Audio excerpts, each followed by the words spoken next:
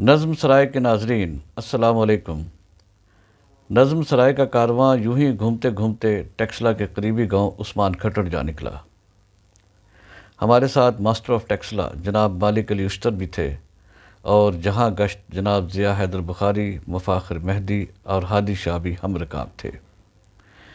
گھومتے پھرتے یہاں ایک چھوٹے سے مندر پر نگاہ پڑی۔ عثمان کھٹڑ سے ملحقہ گاؤں میں لال چک میں بدھ عہد کے کھنڈرات بھی مشاہدہ میں آئے، تو خیال آیا اپنے ناظرین کی سیربین نگاہوں کو ان سے کیوں محروم رکھا جائے۔ تو چلیے پہلے مندر کی طرف چلتے ہیں۔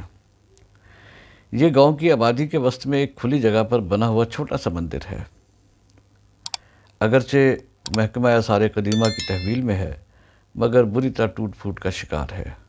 نہ اس مندر کی مرمت کی جاتی ہے اور نہ اسے مزید ٹوٹ پھوٹ سے بچانے کے لیے انتظامات کیے گئے ہیں۔ مندر کے چاروں اطراف میں بیرونی اور اندرونی سطحوں پر چونے کا پلاسٹر تھا اور مینا کاری بھی کی گئی تھی۔ مندر کے اوپر گنبد تعمیر کیا گیا تھا۔ مندر کے اندر طاقچوں میں مورتیاں رکھی جاتی تھیں۔ مندر کے قریب ہی اسی زمانے کا ایک کنواں بھی موجود ہے۔ یہ اب کسی کے استعمال میں نہیں ہے، اگرچہ اس میں پانی موجود ہے۔ حفاظت کے لیے کنویں کے اوپر ایک آہنی جنگلہ لگا دیا گیا ہے۔ مندر کے گرد کھلی جگہ پر سارا دن گاؤں کے بچے کھیلتے رہتے ہیں۔ کنویں سے متصل اس چبوترے پر غسل خانے بنے تھے۔ گمان یہ ہے کہ یہاں ہندو لوگ ورزش کیا کرتے ہوں گے۔ بعد ازاں کنویں سے پانی نکال کر غسل خانوں میں نہا لیتے ہوں گے اور پھر مندر جا کر پوجا پاٹ کرتے ہوں گے۔ اسی چبوترے سے متصل صدیوں پرانے درخت آج بھی سرسبز ہیں اور شام ڈھلے یہاں چڑیاں چہچہاتی ہیں۔ مقامی باشندوں سے ہم نے معلوم کرنے کی کوشش کی کہ یہ کس دیوی یا دیوتا کا مندر ہے۔ کسی کو کچھ معلوم نہ تھا۔ تلاش بسیار کے بعد ایک 95 سالہ بزرگ سے ملاقات ہوئی۔ وہ اتنی نقاہت سے بول رہا تھا کہ اس کو انٹرویو کرنا مشکل تھا۔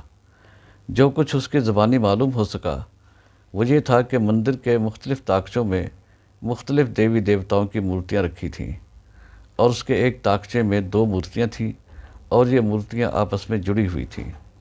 ہندو لوگ ان مورتیوں پر پھول پھینکتے تھے اور کبھی ہار بھی پہنا دیتے تھے۔ سال میں ایک مرتبہ یہاں بڑی بھاری پوجا ہوتی تھی۔ یوں سمجھے میلہ لگتا تھا۔ ایک بڑا روئی کا پتلا بنا کر اس پہ کالا رنگ کر دیتے تھے، پھر اس پر تیل چھڑک کر آگ لگا دیتے تھے اور پھر خوب نعرے لگاتے تھے، شور مچاتے تھے۔ بابا جی کی باتیں سن کر ہم نے اندازہ قائم کیا کہ یہ رام چندر جی کا مندر ہوگا۔ رام چندر جی اور ان کی پتنی سیتا کی مورتیاں اکٹھی بنائی گئی ہوں گی۔ جس میلے کا ذکر بابا جی نے کیا وہ دسہرہ ہوتا ہوگا، جس میں لنکا کے راجہ راون کے چنگل سے سیتا کی بازیابی کی یاد کو تازہ کیا جاتا ہے۔ وہ سیاہ پتلا راون کا ہوتا ہوگا۔ بہرحال اب اس جگہ پر تمام آبادی مسلمانوں کی ہے۔ لیجیے نظم سرائے کا کارواں اب آ پہنچا ہے لال چک گاؤں میں۔ اس گاؤں کی مرکزی سڑک پر ہی بدھ عہد کی بچی کھچی تباہ شدہ باقیات میں سے ایک موجود ہے۔ اس کی کچھ حفاظت نہیں کی جا رہی ہے۔ اغلب یہ ہے کہ یہ اس زمانے کے کسی متمول شخص کا گھر ہوگا۔ گھر 2 منزلہ تھا کہ اوپر جانے کے لیے سیڑھیاں موجود ہیں، چھوٹے چھوٹے کمرے بھی ہیں۔ چونکہ یہاں کوئی استوپ اور نہانے کا تالاب نظر نہیں آ رہا ہے، اس لیے یہ سمجھنا دشوار نہیں کہ یہ موڑا مرادو، کنالا، اسٹوپا دھرما راجی کا، جولیاں اور بھمالا کی طرح کوئی خانقاہ نہیں ہے۔ لیکن مالک علی اشتر کا کہنا یہ ہے کہ یہ خانقاہ ہی ہے۔ یہ کشان عہد میں تعمیر ہوئی۔ اس کی تعمیر کا زمانہ 200 تا 500 سنہ عیسوی ہے۔ اس کے قریب ہی ایک ستوپ بھی تھا۔ ستوپ گر گیا تو اس کے اوپر ہی مکانات بن گئے۔